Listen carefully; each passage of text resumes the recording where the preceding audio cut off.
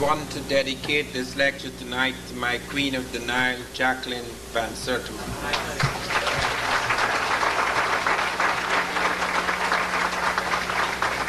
My lecture tonight is based on a book which I edited, which came out just about 2 months ago, Egypt Revisited. It's more than a revisitation of Egypt the land, because Egypt the land is now controlled by non-Egyptians. I received a very serious letter from England a few days ago in which a gentleman who's been trying, along with other blacks in Britain, to establish the African origin of Egyptian civilization, submitted to me letters by the British Museum and others pointing out to him that very few Egyptians would accept that they're African. And I had to point out to him, but those Egyptians are not Africans at all. It is very important to understand that here in America, the American president is not a Native American. He's not indigenous to America. He's not an aboriginal or original American. Likewise, in Egypt, we are dealing with people who invaded Egypt around 638 AD, and very few of them have anything whatsoever to do with the Pyramid Age, with the remarkable achievements of the early Egyptians. We have to make a very clear distinction between the modern Egyptian and the ancient Egyptian. That does not mean that Egypt does not contain native Egyptians. When Sadat was here a few years ago, Sadat said on CBS, "I am a black man, and I'm the first true pharaoh in 2,000 years. Of course, it was struck off the air, but he repeated it in other places like to Jesse Jackson. Now, the battle is being waged fiercely, very fiercely, even though letters were sent to me about 2 years ago inviting me to join the UNESCO International Commission for Rewriting the History of the World. Every time a letter arrives, first of all, they sent to ask me for my vita, which I sent. Then they sent to ask me what journal, what issues, what areas, what dates, what periods I would be interested in, which I laboriously told them in great detail what areas I would be interested in.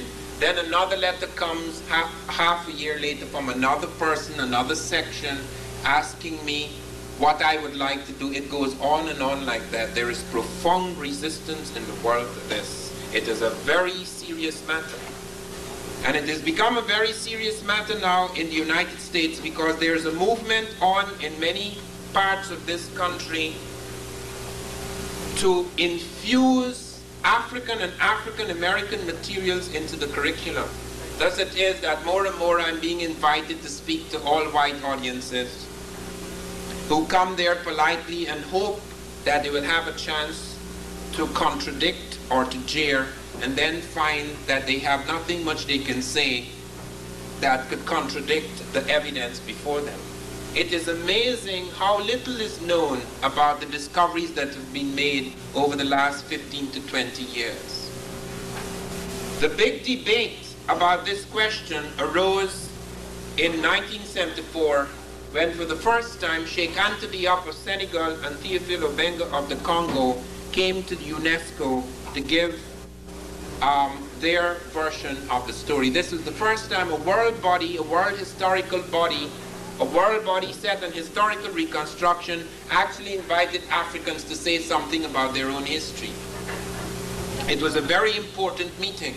And in fact, with the death of Diop, we had mourned so deeply his passing, but we found a few months ago in September that his good friend and colleague Théophile Obenga visited the United States, and he had an opportunity to meet him in Washington. But just before he came, he submitted to me a huge book of about 800 pages in French dealing with the philosophy of the early pharaohs. This is a stunning book, and in this volume you have a translation in English, in beautiful English, by two remarkable women, Elizabeth Clemens and Irene D'Almeida, which tries to capture the essence of the work on the philosophy of the pharaohs. And the one thing that emerges, and emerges with great clarity, is the fact that the thinking of the early Egyptians is very African. They were the first people to develop a conception, a complex conception of the origin of the universe. And it was no simple matter about suddenly God appeared and he just breathed on the water. It wasn't as simple as that. They actually talked about an aqueous state. They actually talk about the primal stuff of the universe, and they speak of this curious yerity, a strange vibration, perhaps through some explosion that occurs in this primal stuff that releases some peculiar latent consciousness which emerges as God, who then reconstitutes the primal elements of the universe and sets it on its course. Now this is as close to modern physics as anyone could come. European conceptions of the universe, Asian conceptions of the universe are not as complex and modern as this. And the most unusual thing is that we have found among the Dogon in West Africa, among the Bambara and other African peoples, the same ideas. Even the name for God, Amon, which we repeat in all our prayers today, Amen, which is from Amon.